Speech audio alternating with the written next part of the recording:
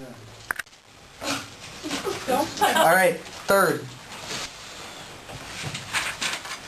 We know through theory, through the reflection of important thinkers about our various psychological drives, about the way social and political forces connect with our everyday lives, including our dreams and fantasies. But by no means do we have enough knowledge of how individuals and their leaders manage, in the face of the actual conflicts, the racial and religious and national confrontations, the wars that grab our attention on the evening news. Continue. Okay. A Pakistani in Ulster. I have in mind, for example, Northern Ireland, where I have been working in recent years. A terrible religious war of sorts has plagued that sector of Europe off and on for generations. Catholics and Protestants, one is told again and again, are locked into an impasse that seems unbreakable. The more that historians and social scientists have studied the situation, the less encouraging they have been with respect to answers or solutions. Yet here's what a Pakistani man, a soldier in the British Army stationed in Ulster, told my young son and me in 1979. These people hate each other, you are right. They would become brothers overnight if 500 or 1,000 Pakistanis like me came to settle in Belfast. Brothers under the skin. Merely an anecdotal remark, a soldier's grim and wry sense of things. But in fact, that young man had done his own kind of psychological and sociological research.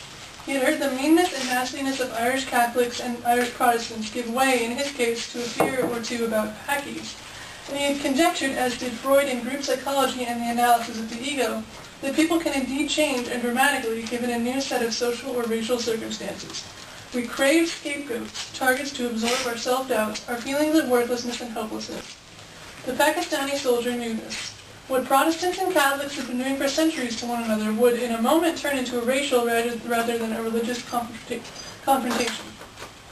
He also knew an oft-repeated truth. I guess you could bring the whole Earth together and no more war if there were another planet and there were other people on it, and they were a threat to us, and we looked upon them as our enemies. Okay. So I don't know whether to consider that quote a pro or a con, because it's taken from, an unqualifiable source, but then he connects it to Freud, who is definitely, acknowledged. Insanely qualified. Yeah, very qualified. So this is how he's kind of making the guys credible, I guess, right? Yeah. So I mean, I guess he takes, rather than take a principle and apply it to a real-world situation, he takes a situation and then gives it a principle, like that he sees in it. So I would call that a pro, personally. But the end of that paragraph, I guess you could bring the whole Earth together if there were another planet and we saw them as enemies. Like, he calls that an oft-repeated truth, but he doesn't say like where he got it. But I wouldn't consider it common knowledge. At least, so I don't know. Assumptions. It's making assumptions. I put testimony, like the testimony of the Paki, is that what they're called? Pakistani. The Pakistani. I don't know what his name was, but I put that as like a con, because testimony is like really low on the list of the what he had as the hierarchy. I put that as a con because it's low. Like he didn't really have It's like hearsay. facts. It's hearsay. Yeah, I had hearsay too. But why is that a con? I don't know. It's just It's farther not down. qualifiable. It's not qualifiable, but it's like emotionally strong. I mean, the fact that it's like somebody said that. I don't know. But emotion is also on the lower ranking of So maybe it how to works prove like, something or back something up. works as supporting, just he needs probably something more substantial coming up if he's going to want this to probably rank higher, maybe. So I wouldn't call it a con, but I would call it a very weak pro. And this is the one that we're supposed to not be wary of, but be aware of that we can bash him to the ground and rate him very low, but we're not supposed to. We're supposed to see through to his argument. This is actually my favorite. Me too. I couldn't find the Hajj. My dad says at one point we owned it. This is the quote from it. I know. What is I this? couldn't find it. I found it on Amazon. It's a book that backs up this point again.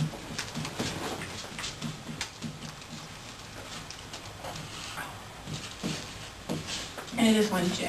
Right? Yes. Has been corrected. Leon. This is page 14, by the way.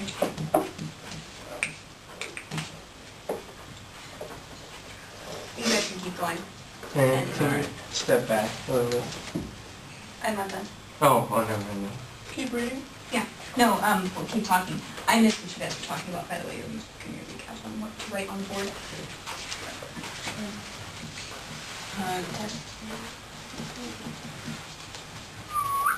You could also say that religion is causing war. He kind of implies that, although the bigger topic is that. I don't think that that's what he's trying to point out, though. I think that is... The scapegoats are those who believe differently. Yeah, it's their I think difference that it's a causes the faction. war. It's a faction that he's pointing out, just like you could point out racial factions. There are several hundred factions of Christianity. Yeah. Yeah. It's like, it's not the difference in religion, it's just the difference in general.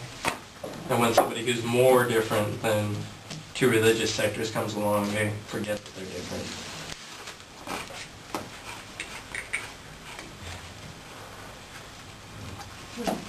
Okay, so we talked about that he used testimony, if you're done. All right, some more. Oh, Your scapegoat is? He used testimony, but it's kind of a It's a weak... very weak prose. Oh, okay. Does Posh have one or two J's? One. And he uses Freud, didn't he? Yeah. Yeah. So he uses a Should philosopher. probably credit the speaker, or the testimony. Testimony. who? Who was it? Right. Oh. Testimony. I don't think in the Why, next actually. Yeah, it's... soldiers. Okay. This is...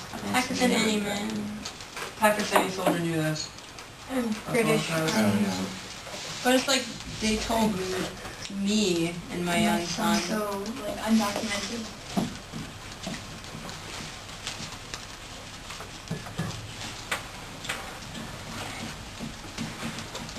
That's a minus. Oh, well, it's a... It's a very weak. Yeah, that's why I said put it up.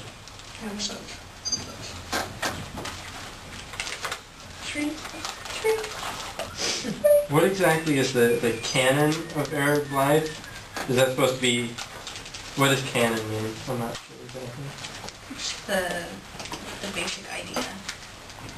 Here, I'll give you a direct definition. Well, yeah, thanks. I'm not looking for the camera. Wie spät ist das? ¿Qué hora es? It's one of my people. Interesting. Oh man, we can put it down as a multilingual bit now. We're gonna have subtitles. We can keep reading, right? Yeah. Okay. To be hopeful, this soldier recognized at least that there are possibilities for a larger sense of loyalty and affiliation than seem to exist now. That the nation state or skin color are not the only to exist now, are not the only symbolic rallying grounds for human beings as they try to define who they are and what they believe to be important. I have heard similar observations in South Africa, where a racial deadlock seems all too evidently a permanent aspect of life, and where a violent war seems never too remote a likelihood. A black child from Soweto kept asking me why white people don't find other people to hate and leave us blacks alone. A colored child from Cape Town kept asking why white people only see us as darker than themselves, but forget that we're lighter than the Zulus. A white child from Pretoria wondered why the Japanese are considered white by the South African government, but not the Chinese. The white child's father observed that such a designation for Japanese visitors was merely honorary, the response to obvious commercial imperatives given Japan's extremely strong economic situation. But the child was undaunted.